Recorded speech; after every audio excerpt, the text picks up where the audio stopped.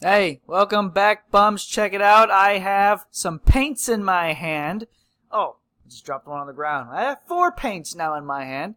And I meant to buy inks online, and I don't know whose fault it was, but I now have paints instead of inks.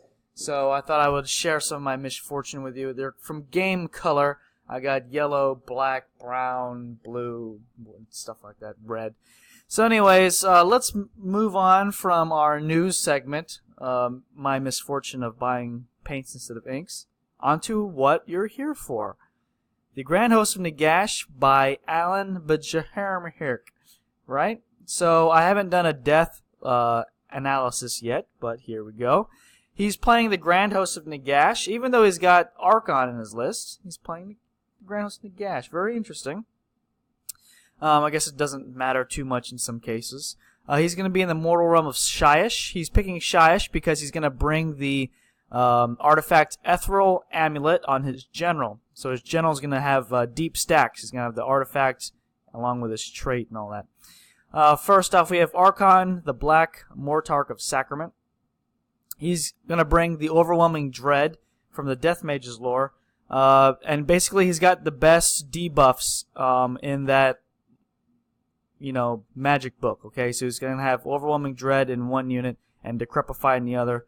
Basically, one goes -1 attacks, -1 bravery. The other one goes -1 attack number of attacks. And the other one goes -1 wound, -1 damage.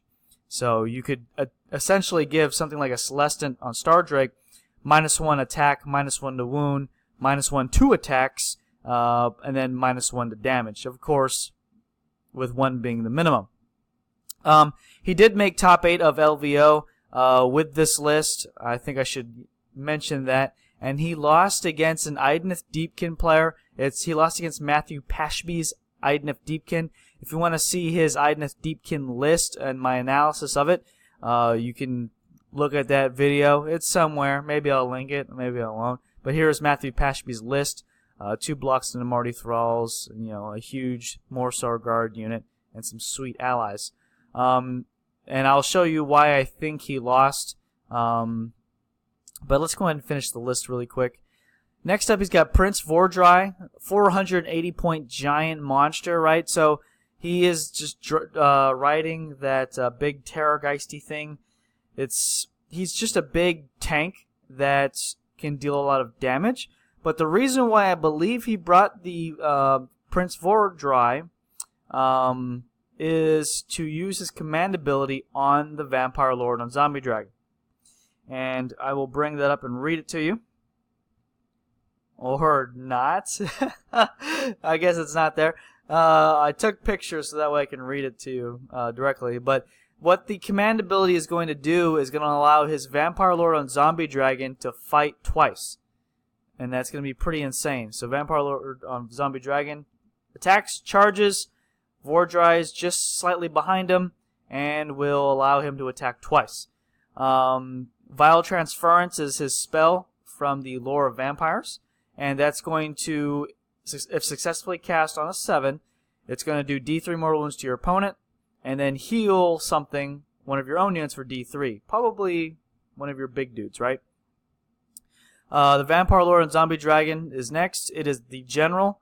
It's going to take as weaponry Death Lance and Shield and Chalice. The Chalice will heal it 1 time for D6 wounds, and the Death Lance is 3 damage on the charge, and the Shield just gives it better saves and stuff like that.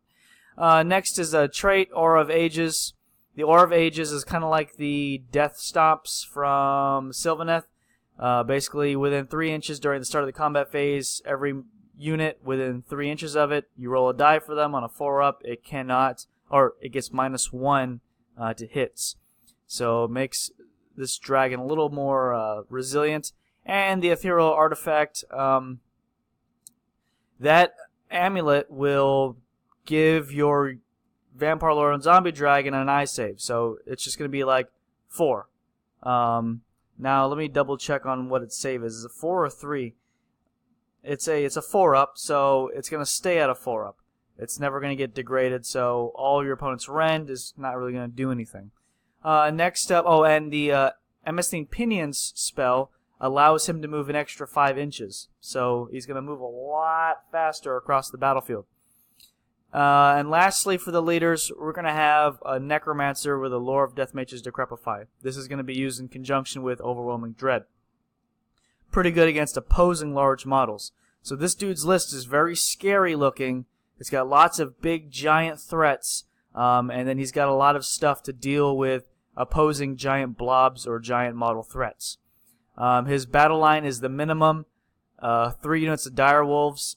He may have picked direwolves because they're easy to get a hold of versus zombies, but direwolves do move a lot faster than zombies, so direwolves can get onto a point much quicker and can maybe even keep up with large models moving across the board, while zombies are just going to be blobs that are kind of going to mostly stand around, get killed very easily. Direwolves can get killed pretty easily too, but it's going to be, both are going to be 10 wound because direwolves are 2 wounds apiece, but they move quick. That's why he picked them, I believe. Along with it being 60 points instead of 80 points like a unit of skeletons. Next up we have 30 Grimghast Reapers, a pretty staple blob of units for a death list. A lot of death lists brought Grimghast Reapers. This death list could only afford to bring 1 blob because it wanted to have a lot of its threat power in the giant dragons. Okay. And lastly, we have 1 Geminids of Ulgish. You might as well have one of the best endless spells in your list since you have Archon the Black. Archon here is just going to be casting that rapid aging spell, whatever it's called.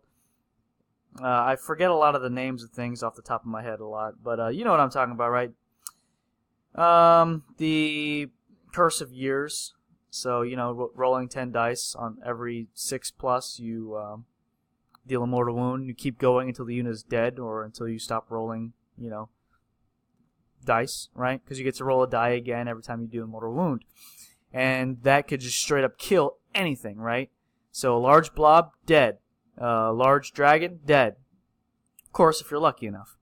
And then it's able to cast 2 spells, Archon is, and it gets that +2 to unbind and +2 to cast. So you're going to have the best, or one of the best, magic defenses, as well as a pretty good magic offense. So not too much damaging magic besides Curse of Years being probably the best damaging magic, but a lot of magic defense because Archon can unbind, Vordry can unbind, Vampire Lord can unbind, Necromancer can unbind. So it's 1, 2, 3, 4, 5 unbinds. It's pretty good with 2 of those unbinds getting major bonuses, right? So huge magic defense. He's going to have the upper hand on magic. And then he's going to have the upper hand on anybody that may be weak to a very large, hard-to-kill unit. And that's what he has. Very big, scary units. And that's going to allow their opponent to probably play poorly. Basically, if they try and pump in a lot of damage in time on the Vampire Lord or Zombie Dragon, they're going to have a hard time chewing through this guy. Very hard time chewing through this guy. It's going to make your opponent have to spend time to retreat, too. And there's very few units that can retreat and then get back into combat. So, and he's a huge base. He's just going to push himself right into opposing units. And then he's going to tear those units apart because he's going to fight twice. So anything he didn't kill on his first attack, he's then going to kill on his second attack.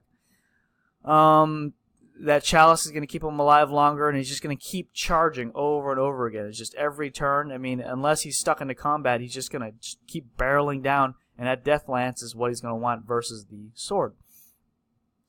And then Necromancer helping to keep the direwolves alive. A lot of times this Necromancer might want to hang around the direwolves so that he has that protection from direwolves and keep the direwolves alive with his own ability. And Archon can also hang around the direwolves as well. So Archon and Necromancer are likely going to want to hang back on their home objectives with the direwolves, while the Prince Vordry, Vampire Lord on Zombie Dragon, and the unit of Grimghast Reapers are going to want to take the opposing points. There's a lot of games where your opponent has 3 points on his side, you got 3 points on your side. So we got 3 units of direwolves and a couple dudes will hold your points, and then you'll send these giant things off to your opponent. However, Prince Vordry will likely be supporting the Vampire Lord and Zombie Dragon more often than not, because that command trait to allow the Vampire Lord and Zombie Dragon attack twice is pretty sick. And it's not just a Vampire Lord and Zombie Dragon. Prince Vordry can use that on, could technically use that on Archon. So you're not going to really want to, because Archon the Black will die in melee very easily. He might look like a big scary model, but he's nothing to be scared of in melee. If you get into melee with Archon, you can just straight up kill him in one turn. He's got a 4-up save and only 11 wounds, and he really doesn't have much in way of defending himself besides that. So let me bring up Prince Vordry really quick. We can confirm what he can use those abilities on, and yeah. So a friendly death hero. You're not going to use it on the Grimghast Reapers, you're going to use it on a hero. So you pretty much, and friendly besides himself. So you're pretty much just going to use that on Vampire Lord. Now, how he lost. He played against Deepkin in the top 8. Matthew Pashby's Deepkin. And the reason why I think he lost is that his list with the 2 Isharon Soul Scryers is going to have dudes all over the board. And his only screening units are those dire wolves, right? And say he's able to get, say, an Isharon Soul Scryer and a blob of Namarti Thralls into combat with the Grimghast Reapers. These Namarti Thralls can destroy the majority of a Grimghast Reaper blob.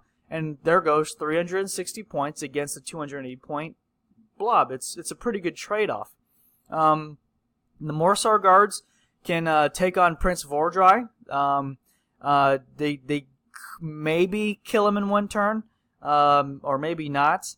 Prince Vordry, his defense, he's got the Chalice of Blood, which once per battle can heal D3, but that's not going to do much if he dies in one turn. He's looking at 14 wounds at a 3-up save. So he's going to take some damage against the mortal wounds that these Morsar guards can throw out. This Morsar guard can easily kill Archon the Black in one turn. If you can surround Archon the Black, and Archon and Prince Vordry get huge bases, so it's sort of not too hard to completely surround it and just blurp that entire unit, right? I mean, it is 640 points you're throwing at the opponent. And besides that, what else does he have for defense? I'm not really looking at much.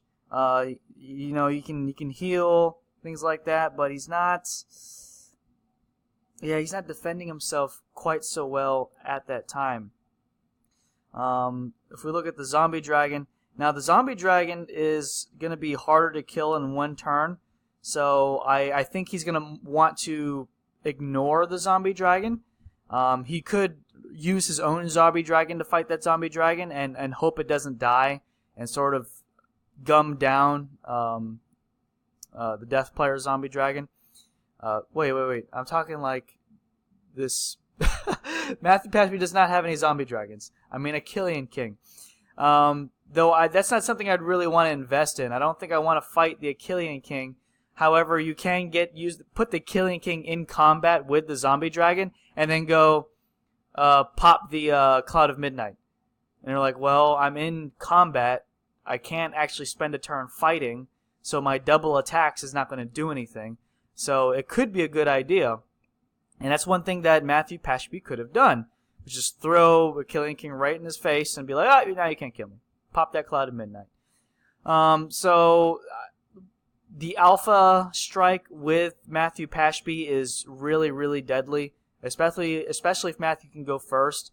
And now Alan is requiring to run across the board, right? Is requiring him to move across the board quickly to deal damage. So if Matthew is putting his units screened or far away, it's just that Matthew's just going to be able to get the jump on Alan almost every time. So I think that's one of the reasons why he lost, and Matthew won that match. And of course, being able to just have lots more units or strong units to hold points versus direwolves, which are not very strong at all.